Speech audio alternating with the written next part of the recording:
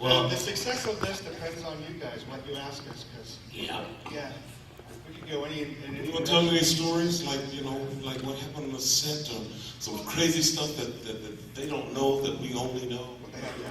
What do you want to know about? Why isn't Galen and David in? There's a hand over there. Hand? One hand? Okay, so what's the craziest damn thing that happened on set? Take it back. No. Okay. Each of you all. The blue guy? The blue guy.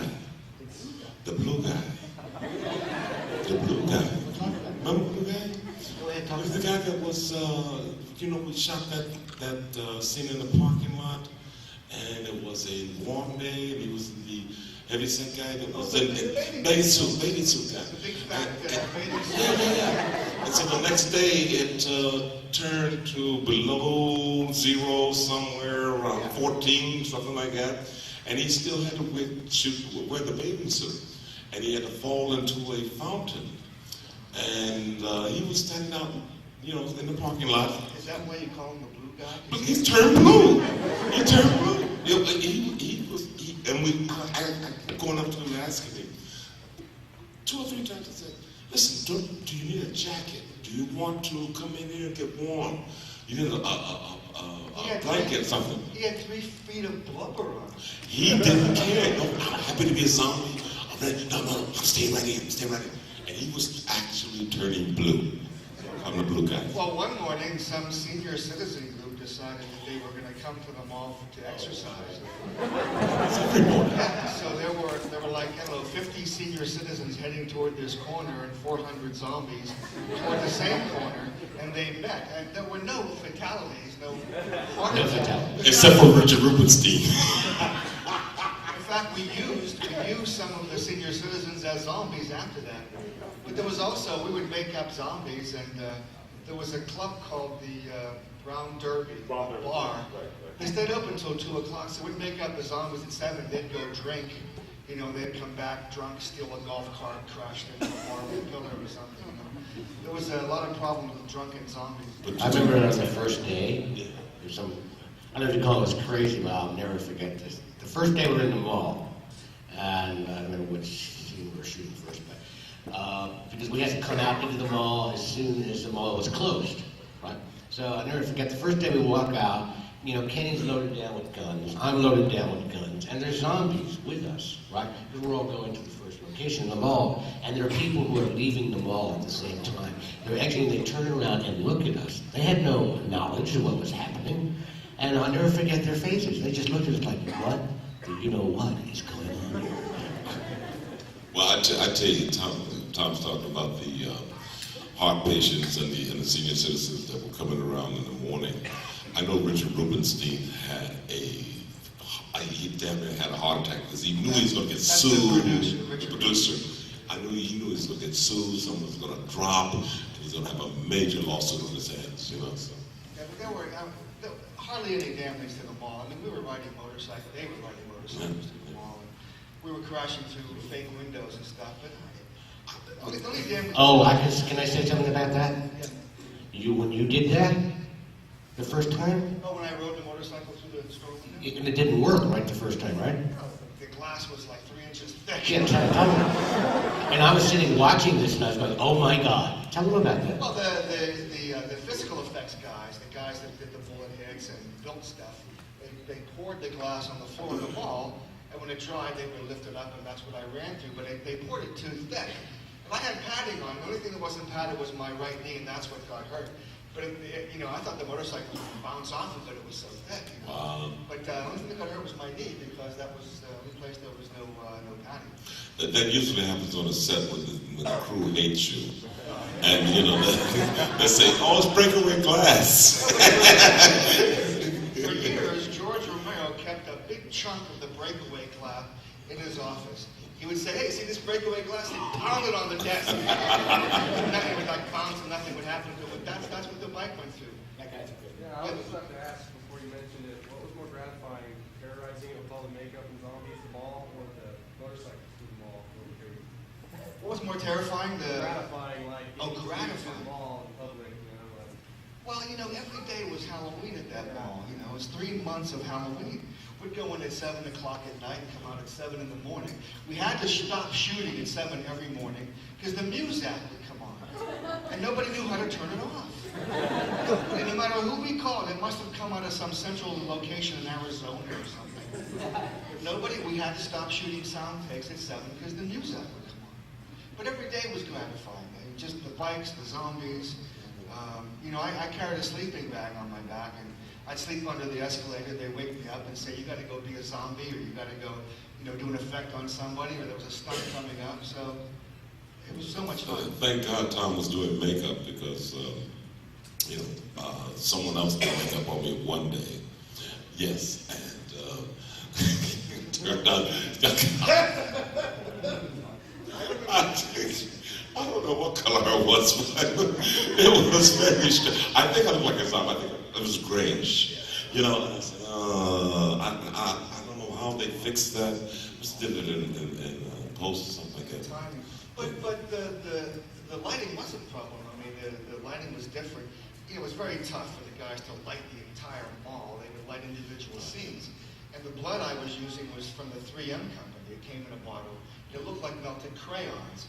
You know, and the zombies were all gray, but sometimes they looked blue, sometimes they looked green. They were all gray. It was the lighting that changed them. I think the Hare Krishna zombie is a little bit different. It's blue, yeah. Well, his action figure is blue, so. And he's starting to do conventions now for the first time. I just heard. Saw him in Florida. Other questions? Yes, here's a question. Yeah.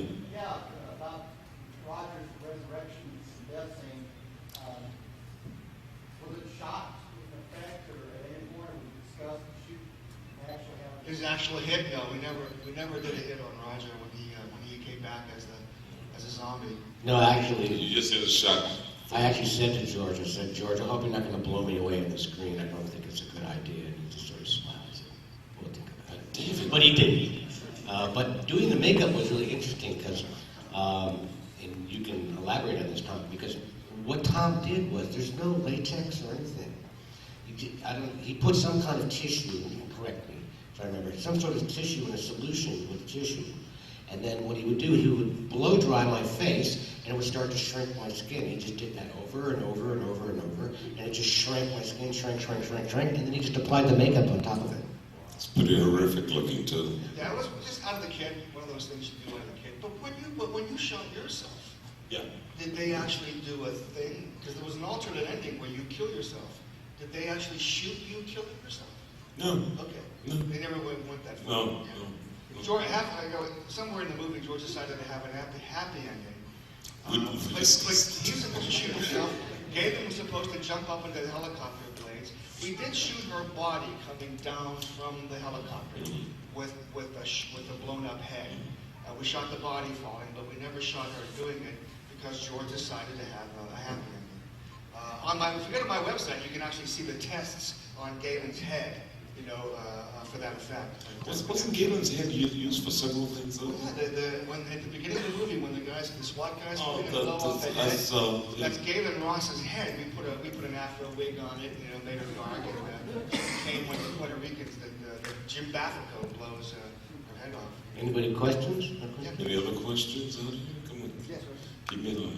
Was there anything logistically special about Monroeville Mall? Is that just another place in Pittsburgh that lets you shoot? Can you all hear what the question was? Was there anything logistically special about shooting at the Monroeville Mall? Tom would have to know that question because we. No, I think I know what you're going to say.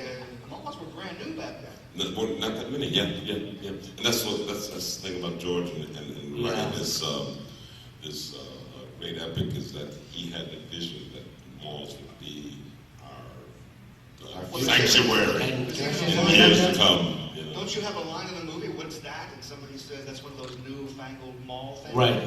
And here's the funny synchronicity of that, because at that time, I'll never forget this. I remember whether it was while we're shooting or just before the movie came out, there was a Newsweek cover, and the cover was called The Mauling of America and What the Future Holds. I'm not joking. And I looked at that, it gave me the chills, because we're making this movie about that very thing. George sort of has his finger on the pulse of what's to come. which is so interesting. Why do they come here? They come here because, you know, so that was one of the lines. It was an important place in their life. Is this Important. on? Is this on? No, I don't think it's on. Is yours on? No, No, it's all right. I got the voice. Somebody had a question. I thought somebody had a question Go ahead. right there, no? Come on, bring them up. Yes, way back. Whoa, no wonder. Way back Yeah, yeah. Yeah, I'm curious about the blood pressure cuff thing. How did that idea come about? That's not me. Are you saying was that me? Well, no, I mean, did Okay. y'all discuss it? I mean, why did y'all decide to have the guy, you know, just... Listen, they were, I don't know. Tony Booba. It was sitting there. It was a prop that we could use, so George probably... What about the pie fight? Why was there a pie fight? That was awesome. George probably walked through the kitchen and saw a rack of pies and says, boy, it'd be interesting to have a Keystone Cop pie fight. You know, you're in the mall every night. You know, you take advantage of everything that's there. You know? I mean, I can't speak for George, but I'm assuming that's what happened. Yes. Being that you are all three in the Dawn remake, what do you guys think about that movie? We were in the Dawn remake. We were. There was no motorcycle gang in it. I like the film, actually. I mean, we were in it for obvious reasons because of the, you know, people who love the original movie, right? And for marketing reasons, but we understood that, right? The thing that impressed me about it was actually the guy, I don't know if this was your experience, but Eric Newman, who put the film together, he's been a Dawn fan since he was a kid. And he told me on the set, and he had this enthusiasm, like a 15-year-old, he said, I've always dreamed to remake this movie. And he said, I cannot believe I'm sitting here right now, and you're here, and Kenny and Tom, and I'm actually doing it. And I was watching him, and he was like a teenager. Yeah, fanboy. There are differences. I'm sorry. No, James Gunn too was a big fan. No, go ahead. Okay. James Gunn who wrote it. Big fan. Yeah. There's differences, of course, in movies. In our movie, everybody liked each other. There was a camaraderie. In that movie, they all hated each other. In our movie, you got to see zombies like the baseball zombie, the nun zombie. In that movie, there were great zombies, but they were like fast and like, you know, you didn't get to see particular zombies. Maybe the Jay Leno zombie when they fire from the thing. But that's the differences. Plus, again, there was no motorcycle gang. I thought it was a tribute to us. I thought it was different. I was surprised that they spent so little time in the mall. Like Tom said, you don't really have an intimate relationship with the zombies. I mean, a lot of people now, other fans, will talk about either the Clayton Sharon, they talk about the There were zombies you remember, yeah. The Helen Krishna zombie, David M.G. as a zombie, and the remake, I don't think there's a zombie there that you can really fit. Remember? Except for no, I don't think so. Well, you tell us. Was there what? Yeah, I mean, Little girl zombie. Oh, that was terrible. I don't know, terrible, That's but the just only. horrifying. what? Which one? I think that was Bree. The pregnant one, that was so disturbing. Oh, well, that was one of the lead characters. Yeah. And then I think also that you comparing 78 to 2005, 4, something like that, and the special effects they had. I love the crane shots, the Hitchcock shots they had of the crash of the car into the tanker, and then the shots when they come out of the mall in the bus. I love those shots, great shots. So I thought the special effects and the budget was, you know, I mean, we were doing it on a shoestring. Tom was taking stuff from his house, I'm sure, or wherever he could find the garbage dumps, wherever he could find stuff to make things work, you know. I think our Dawn cost what, about $1 million? About just under, just 1.5 or just under. I understood it was 1.5. And then the remake was what, 14, 15? 15. 16. Okay. You know, I was actually, I think they were smart because whether you like the movie or not, rather than trying to recreate George's perspective, his humor, and go that way, I think that would have been a miserable mistake, because how could you recreate that? And the sort of social underlying themes. I know. think that would have been, yeah, it was a horror action movie. There is one story from the remake. There's a scene where somebody gets thrown off a building, and they threw off a dummy, all right? And this was on a Sunday, and at the church at the bottom on the ground was a funeral. And the body went boom, and there's a funeral coming out of the church. That's one of those moments. Any other questions? Yes, way back there.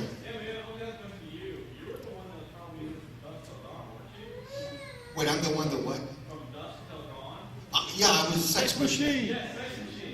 You just figured that out, right? I've been here all weekend with a big sign. Photos of Dust Till Dawn. Come visit the table. No, I'm sorry. Marcy, when that guy challenged you, he's like, "You're not going to want to fight me, are you?" Or something like that. He blood. Oh, that was Greg Nicotero. Yeah. Yeah, he. Wait, I whipped the beer out of his hand, and he pulls a switchblade on me, and my dick gun goes, and then he walks away. I saw like the last half of that movie. Oh yeah. 6 months ago. Had heard of it. Oh, you never saw it? Didn't know you Oh, you got to I watch Fred it. Williamson is also a friend. So all of a sudden, He late was night, great. I'm watching this. Wait a minute. This looks very. This is. And I see George Clooney, who I worked with a long time. Yeah. I said, hey, this is that Dusty Dawn thing. I said, oh, that's Tom. Fred Williams. Well, I think you should watch it from the beginning now. So I'm sitting there going, oh, so much stuff. And I was in, so I didn't get to see it together. And then I did a movie called Devil's Den. And that was last year, year before. I got it. Same story. No. Ghouls in a bar were trapped in a bar. And not as good. Some of you people have seen the Devil's Den, So it, so I said, gee, I wish I had seen Dusty Dawn. So I would have known what's Well, your buddy Fred Williamson, he has a cigar plantation in Jamaica. Ah, yes, he does. And every day he would probably come with these big stogies and pass them around. That was a real treat. Any Yes. other questions? I was going to ask you, what do you think about George Clooney's remark at the end of that to teach, Marion? When he said, hey, Psychos don't explode when the sunlight hits them. Listen, George Clooney is the nicest man I've ever met in my life. I agree. I love the way he made people feel. He was just so nice to everybody, and he was a great example. And his humor and practical jokes. He's famous for that. Yeah, he's just I met him, I did a TV series with him, I guess, Jesus, it must have been almost 15, 20 years ago. And he was, it's the same guy who did Music Man on Broadway. The latest thing, I can't think of his name now, but he's doing a lot of work now. All of us were in this series together. And we would walk down from, even having lunch or something like that when we were out shooting out in the hills of Southern California. And it was just fun. George was nice, always jokes. He was Great funny. things. Oh, I know. And Of course, I know. Huh?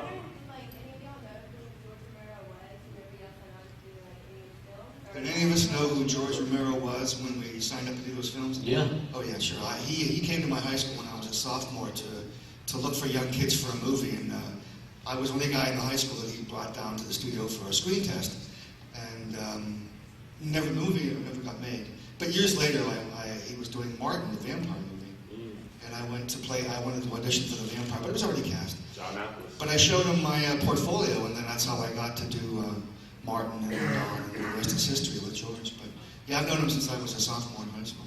You guys, did you know him before Dawn? I knew Dwayne Jones, and Dwayne and I were in the same activist group in Harlem in 67, 68. And when it came out, I've gone down 125th Street and headed for our offices, and I passed this theater marquee, and there's Dwayne everywhere. I said, oh God. So I run to the Dwayne, you're in a horror film, man. You're everywhere. It's a big thing right now. He said, shh. So he didn't really get into it. So at that point, 10 years later, when I go to audition, I go to Richard Rubenstein's office. They got that office in Manhattan. I walk in, and there's pictures of Night of the Living Dead, Eraserhead, that kind of thing, big posters of it. I said, oh, I love these movies. Oh, great movies. One, I love it. Never told me that this is, the same man who created Night of the Living Dead. Not until later. No, I wasn't just with Scott. I actually, I didn't know George, and I was in New York, but I knew his wife, and then his girlfriend actually at that time. Chris first, and she were in college in the theater department together, right? And after college, I went to New York, and I was a classical stage actor. Took myself very seriously, anyway. But because of Chris, I got to audition for George, which was wonderful because he's so comfortable and easy. And I sort of had my own angle on the character. And he would look at me in a very odd kind of way after he said, "Oh, I really like that, what you're doing." But there was a big but behind his comment. Right? So I got called back, and I auditioned for him again, and he looks, he's like nodding his head and said, "I really like what you're doing. This is really," but I said, what is it? He said, "Well, I got this guy. I've already cast. He's like twice your size." And he said, "I have a little problem." I said, "Really?"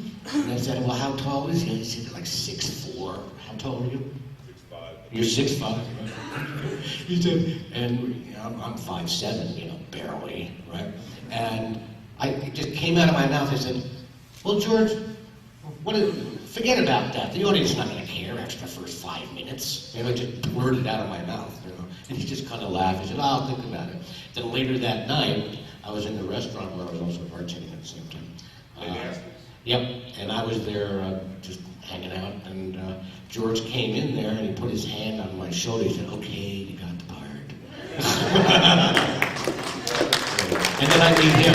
Right? So we meet him, and like we go to the set every day, and I'm sassing him and making fun of him all the time. Stand right there. Since you were talking about your characters, did George ever give you any background for your characters outside of the script itself? Because I've always thought, it was easy to understand how your characters, both of you, would, become friends, have a relationship. But I always wondered, how did Roger know Flyboy? How did Roger know Steven? Any kind of background character? These were characters that just came together because of the situation.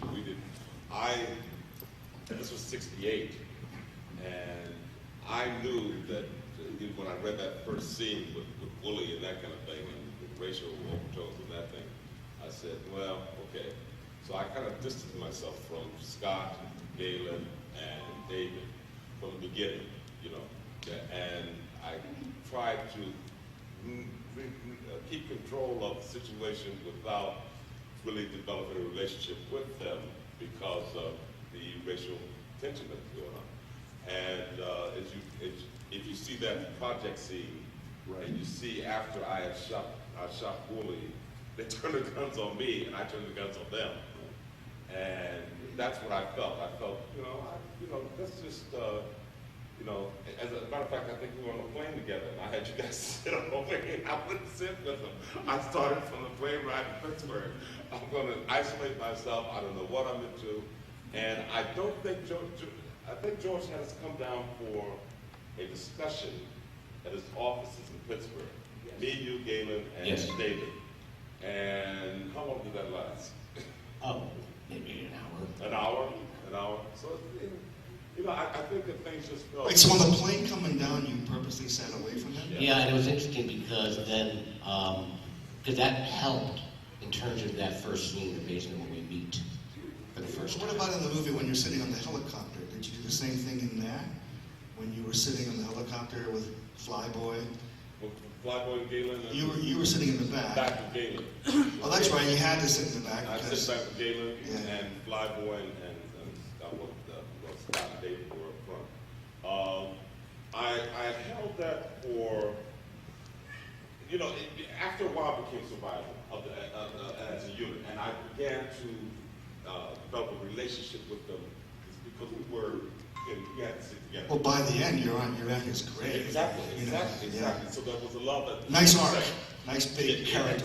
Exactly. I wanted that, Yeah, I developed my, basically, I'm not going to go into it now, but my own backstory for Roger. Where he came from, what he did, and blah, blah, blah, blah, what led him to do this, and why is he so high-wired. And I just filled in all the blanks in myself, George gives you a lot of spaces in that. Why are you high-wired? He was a good shape. What? I want to know why you're so high-wired all the time. Tell me. Why was he so high-wired? Drugs! Drugs. I don't do drugs. I have too much personal energy to do drugs. You really want to know? Yes, I want to know. Okay, well, my take on him that he was an ex-Marine, okay? And the only kind of work in his mind that he could possibly do in terms of being at a level of danger where he thrives is being a SWAT cop. And that's why he chose that profession. And he thrives on actually being very dangerous situations. And he prides himself that he can control any situation. Well, what happens is that the situation is so out of control that he starts to like crack up inside because he can't control it, and then he starts to fall apart, basically. Well, that's interesting because Vietnam veterans, there were guys who would do a tour in Vietnam, come home, and then go back for another tour because the adrenaline level for a year of being there is so high and so alive. They just felt. I mean, the marriages went in the toilet, you know. And, the lives in the toilet here. They came back and yeah. I mean, when I got back from Vietnam, when you're there, you turn your emotions off because of what you're seeing, and those emotions just don't come back on right away, you know. I came back from Vietnam and my marriage failed too, and I was an emotionless zombie walking around for a long time. You know what brought it back? Seeing Midnight Cowboy. When Dustin Hoffman died, years of pent-up emotion. I cried hysterically in the movie theater when Dustin Hoffman died. But that was the day my emotions came back. An interesting thing is that drug addicts came out of that. A lot of my friends came back and were heroin addicts. Well, have you seen American Gangster? I know. I'm on 116th Street, Morningside Avenue. Okay. That bar that was his hangout. Yeah. It's 160th to 8th Avenue. When I go to New York to live, my cousin lived on 160th, my aunt lived on 160th, 8th Avenue. Great apartment, it was across from a park. If you turn the corner and you go 2 blocks up, you have 160th Street, 8th Avenue. Mm-hmm. That's that bar that was his headquarters. Right. Didn't know that the junkies were there. They were. He's so wild! The junkies were between 8th Avenue and 160th Street and 114th Street, 8th Avenue, and I swear, you want to see zombies? And horde, it was like a zombie walk. They were nodding, and I didn't know. So my cousin, when I first came there, my cousin and then we're gonna walk up and we're gonna go have a mall at the malt shop. Well, we get to 116th, 8th Avenue, and all of a sudden I'm seeing people doing Just falling down. I never seen that. So my cousin and them are standing at the corner, and they get a corner. And I'm looking at this guy and going, and I go over and say, can I help you? Is there something wrong? I was so naive. But did you see American Gangster? I didn't see the movie, but I saw the documentary on the guy. And when I saw the documentary, they showed where his headquarters was. And it was exactly on the corner that I passed every day. All the people, and I was there when all of those people were being, when clubs were just flowing, heroin was flowing through Harlem, and especially that area. And all the people that I knew, I would say there were about 20 to 30 people between the ages of 18 to 25 in the 2-block area. And, young people, basically going out getting jobs, like we all do. And I think out of that group, 5 escaped their lives. It was a success story. I mean, every one of them went down to heroin. They were even, skin popping, sniffing, mainline. I saw so many, I became a drug therapist out of that thing. I saw so many, I've seen people shoot up. I wouldn't think people could shoot up. I mean, it was, and to know that this guy, this horrific guy, was actually in that bar, possibly when I was in the bar or passing the bar every day, and he was responsible for destroying an entire community. Well, they brought the drugs back in the coffins of the dead GIs that they were shipping home. This is not the stuff that's cut. That's you why. bring the pure stuff in. Hey, listen, I was in Vietnam. It was the best marijuana in the world. It grew 15 feet tall. You just looked at it and you got high. It was growing everywhere. Speaking of Vietnam, I wish David was here because it's a funny irony. Because David was in Vietnam, knows all about weapons. I didn't go to Vietnam. I was classified 4F because I had an ulcer. And so it's an irony in the film, that David is such a klutz, right? But that's not. You're the expert. Yeah. And I'm a sharpshooter. But actually, the truth, the reality is that the reverse is what's true. Whoa. Interesting. It's a prime example of it. When we did the documentary for this set, and we're sitting in there, and Galen says, David's running to the airport on the hill from the airport, whatever it is, and run up the hill. Zombie grabs him. He's trying to hit him with the hammer and that kind of thing. And Galen says, "Oh, look at Galen. Look at David. He looks like a girl." And so I started laughing. And David said, "What are you laughing at?" I said, "Are you mad at me?" So it's very funny that, this guy, he was in Vietnam and he looked like a girl. Do you have any questions? Anybody? Yes. In the remakes, the zombies are fast and you have CGI technology to edit and post-production, but how has that affected the way you do zombie makeup now versus in the original movies? How does it affect how you do zombie makeup? The CGI that they were using? Now that you have access to all these technology tools. Well, it's funny you said that because in Land of the Dead, there was a time when I was going to do the effects for Land of the Dead, and I suggested to George, see, there's only so much you can do to make a zombie scary, so much. All you got is their face and their arms and their clothing. I said that I convinced George that there should be at least eight CGI zombies, where there's a big hole in the chest that you can see through when they walk, or half their head is gone, or anything like the movie AI, where there are just faces left. If you see in Day of the Dead, the guy that was lying on the table, he's just a brain. Imagine that guy walking around. You can only do that with CGI. So there was going to be 8 CGI zombies to go along with the zombies in that movie. But what Greg Nicotero did without CGI, that beautiful makeup on the baseball woman that you can see through her jaw, that was a makeup. Did Land of the Dead, yeah. So that stuff was great. But today, I still would love to do a zombie movie and use this CGI. By the way, I love it when it's done well, and it helps us in our work. If you've seen Grindhouse, the scene where Quentin gets the stake in his eyeball, remember that scene? Quentin was lying on the floor screaming because if the stake was in his eye, they traced his image on the video monitor. Quentin left, and they brought in this very bland, uncolored head. No hair, no eyes, no teeth, just a bland, like a wig block almost. But the eye was rigged for the stake to go in and blood to shoot out. So they put that where Quentin's head was, drove the stake in that, and the blood came out and fell and oozed. Then, like Photoshop, they just lifted it off the dummy head and put it on Quentin. And it's amazing because I think that's the new marriage of CGI and makeup effects. That's a prime example of it. If it's done well, it's not that you can't tell. Exactly. Maybe when they see it. Like the worst example I can think of is American Werewolf in Paris. Have you seen it? That's the worst CGI I've ever seen. But when it's done well, I love it, yeah. I know Dario Argento was producer for Dawn. What would you say his influence was on the film? And do you guys have any crazy... Did Dario have any influence on the film? No, he was never there. Came once. Did he? Came once. Yeah. One time. Yeah. But just walked around. I think he lifted up the George, and then when he got it, he edited it his own way in Italy for the movie called Zombie. Yeah. But I never saw him.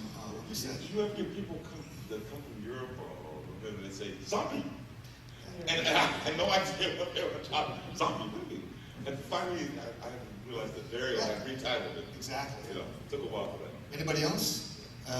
Yeah, right there. When did you guys each personally realize that the movie was, it just wouldn't die, that it was special? At what point did we realize was it the movie during was the special? filming, 10 years later? I'll give you something. When I read the script, I was a SAG actor. I think I was the only SAG actor on the set that wasn't a SAG film. And I wasn't legally supposed to be in this film. And I looked at it and I said, oh hell, if this isn't going to play Guam. This film will never get to the United States. And so I decided to do it based on the fact I didn't think, I think we'll play South America, somewhere else, but not here. All right? I get, the thing opens, my God, it's playing at the embassy, it's playing at the embassy on the east side, another theater on the west side, I can't think of it now, but Winter Garden Theater on the west side. It's playing every major theater in Manhattan. I traveled from New York. I go to Indiana. It's playing in every drive-in theater there. I'm being interviewed by PBS in Indiana, all the news stations. I come to California. It's playing every. I run into Bob Fosse in the airport. Bob Fosse, who is the famous choreographer for Chicago, Chicago, that kind of thing, all that jazz is the movie there. Bob Fosse sees me in the airport and said, "Ken Foree, oh my God, you're my hero, I love you. You're the greatest thing I've ever seen. And I saw you in the drive in Westchester County of New York.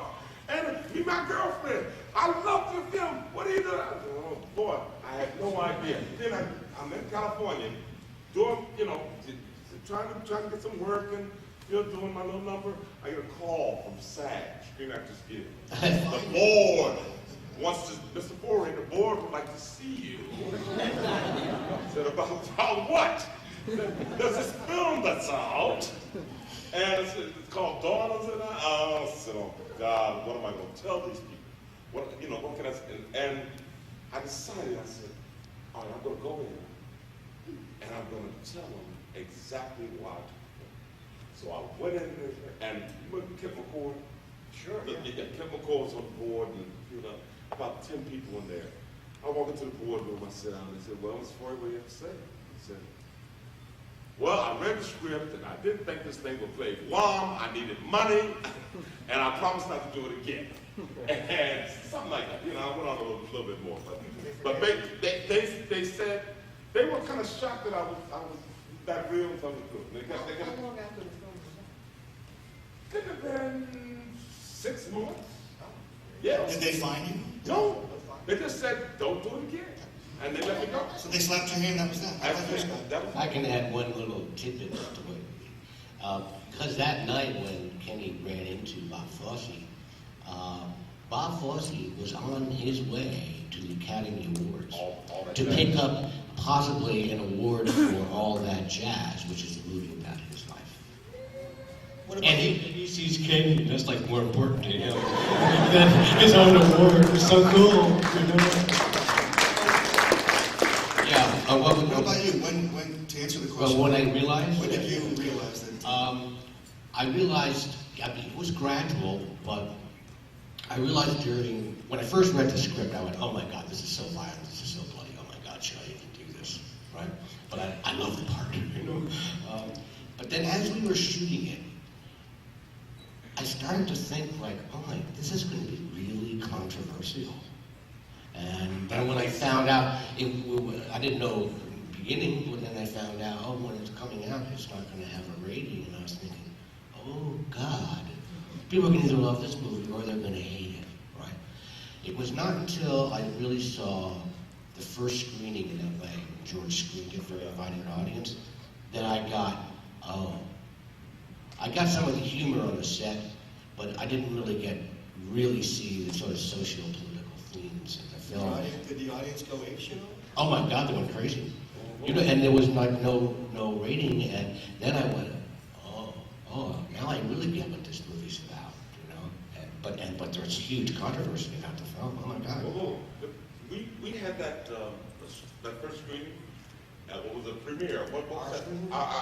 No, premiere for the film in New York. Remember we had the party afterwards, and then we had that party afterwards at the restaurant. Yeah. And I had Marsha McBroom, that beautiful woman, she was together.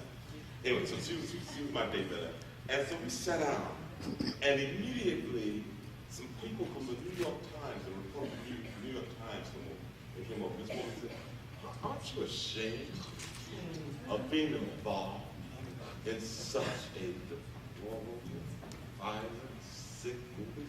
What do you think the young people of America?" And she just, sat on me, I said, first of all, it's for adults, and it's a horror film. And that's how I know. But I found Nobody under 17? that's the deal.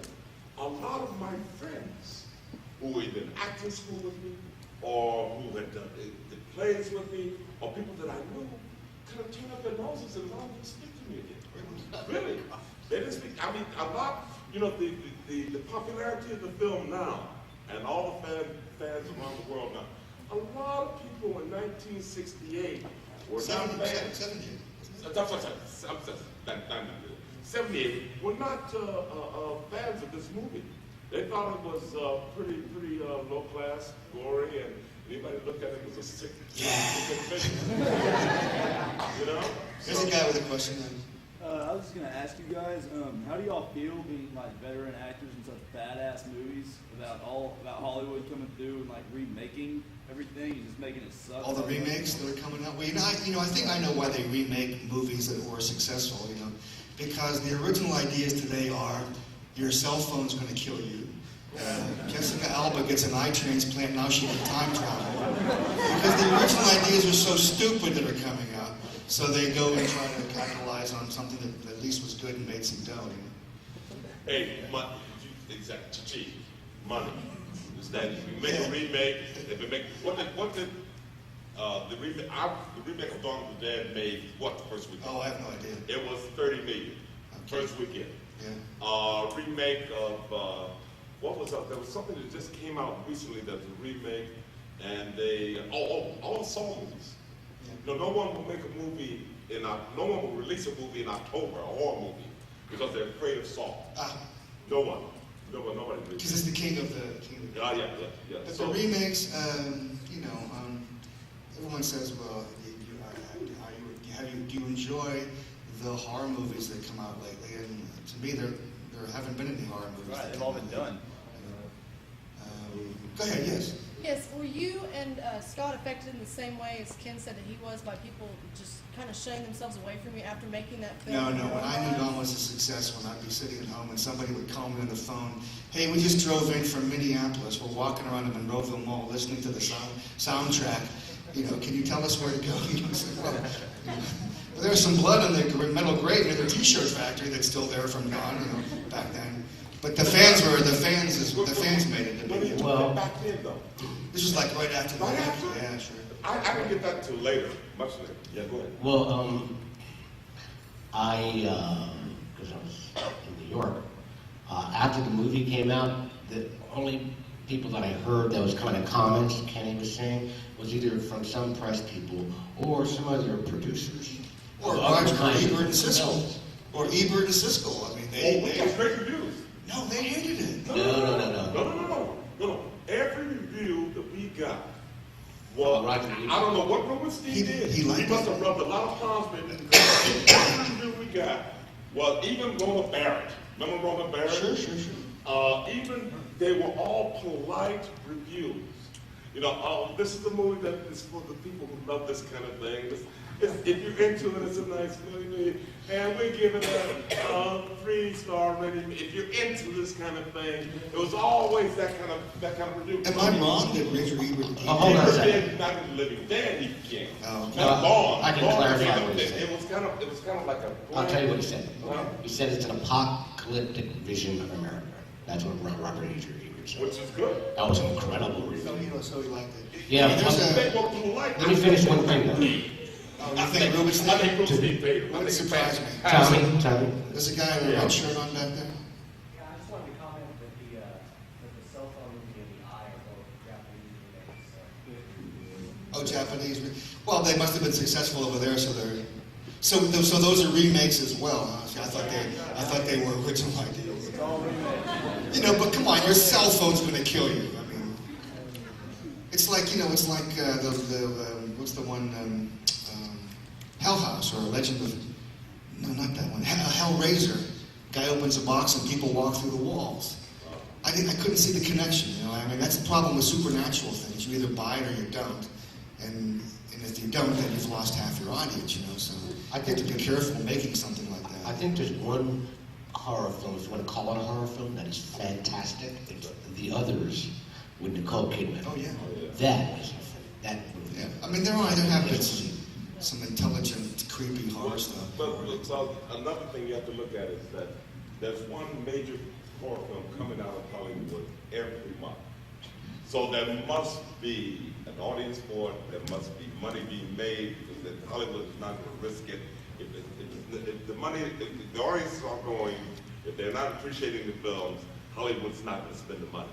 And every month you can look and you will find a major production coming out of Hollywood, major advertising, major publicity, major marketing. That's not to count the people who are doing a low budget scale, who have no marketing, people who are trying to get it on, shelves that can't, trying to get distributors that can't. They're doing it in Michigan for $25,000, $100,000, $5,000. I have people come, and these people are all doing horror films. So it's a huge market. Well, a lot of first-time filmmakers. Miramax's first movie was The Burning. A lot of first-time filmmakers choose a horror movie to make because they make money, and you're almost a guarantee that they're going to make money. Weinstein's are trying to get Wild Rob Zombie to do another one. But those are the guys. Harvey and Bob did The Burning. They were concert promoters before they did The Burning. And Sean Cunningham with Friday the 13th. They were making pornos before Friday the 13th. Now all the hands come up. I said porno and all the hands come up. You guys do, right? Way in the back, in the blue stripe thing. Speak up, please. Can't hear you. Speak up, please.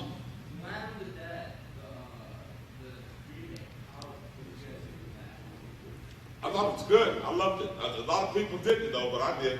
I think I know what happened. At the end, you're supposed to kill zombies and not lead them to the promised land.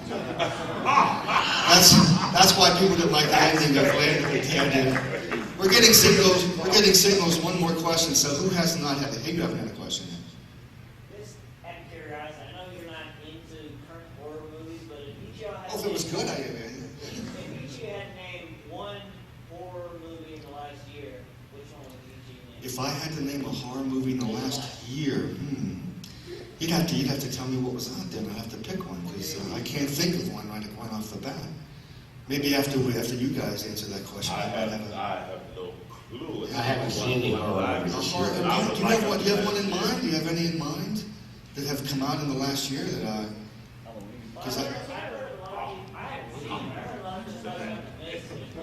The Mist. I read The Mist. I wasn't prepared for the ending. It was really a downer, that ending. You know, in the book they all go off and you don't know what happens. You know, in the. Right. Oh, there you go. Grindhouse. I'll go for that. Sure. By the way, they're gonna put it together. They're gonna put both movies back together in the spring. It's gonna be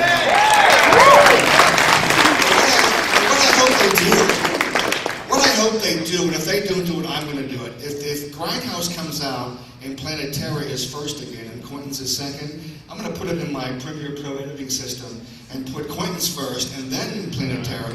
Because that, pace-wise, would have been a better way to watch those movies, don't you think? Yeah, Okay, there are a few that I've seen in the last few years that I like, and I'm not quite sure if you would term them horror. One's called Old Boy. Old Boy. If you haven't seen it, see it. Great. Old God. And then the other one was Hard Candy. I don't know these films, so that's why I'm deprived. If you ever get a chance, go to Sieges in October of any year. Check it out, Sieges Film Festival. It is the largest horror film festival in the world, and you see, what they do is they lock down this entire town, and they turn it into a festival. So they have theaters showing horror films all night, and they have the great. No, I really feel left out. You know, Greg was there, Quentin was there, Eli Roth was there. Where? See, it's in Spain. I'm sorry, Spain. I did hear. Right outside. Let's all go to Spain. No. If you the bus leaves in 20 hold on. If you get a chance, if you get the money, if you save the money, if you want to go somewhere on a vacation, go to Sieges, find out what it is. You have the time of your life. And I bet the food is good too. Oh my God, man! Oh my God. Okay, we're getting a signal one more question, so yeah, right there. How's that? Just talking about remakes, if you could pick one movie that you would like to see redone with modern day CGI and effects and have a part in, what would it be? Well, that's tough because, you know, if it's any good, then it's a classic, and the idea of remaking a classic, you always, you know, fall into that, people, you're already turning off the audience because they love, you know, the original so much. I had that when I remade Night. People loved the original so much. It was like, why the hell are you doing the, you know, it's good enough the way it is. Yeah, it was tough. So that's a tough question. But if I wanted to see a movie remade, you mean like with movie stars of today and CGI and stuff like that? Only had like some bootleg VHS. You've never seen like a quality transfer. Yeah. There's too many. That's almost like saying what's your favorite movie. You can't even name your favorite 10 movies anymore. There's so many of them, you know. And plus, if it's been well done, you know, immediately, I don't know why, but one of my favorite films is Lawrence of Arabia. I love that, you know, and I said, but who would want to, I mean, what could you do to improve Lawrence of Arabia? I'd rather see the same movie, but with stuff that wasn't included ever, that they shot. See more of the same. Oh my God, yes. How about remaking Night Riders? You guys again, you go freaking fabulous. And we're still in great shape. We're still in shape enough to do it. No, believe it or not, there's a rumor out there that they're going to do a sequel. Taurus Entertainment, Rubenstein again, sold the rights to Night Riders. Yeah. And they were going to do a sequel to Night Riders. So I got a hold of the guy, the producer. I know, I had a meeting with him at AFM. Really? Yeah. Well, he said that rumors aren't true, but if he were going to do one, he would certainly call us, you know, But who knows? I mean, it might, you know, because the movie did end and we were going off somewhere and then we never got there, you know. So. Taurus Entertainment, my God. What do you think? We're all set. That's it? Okay, hey, Thank you, everybody.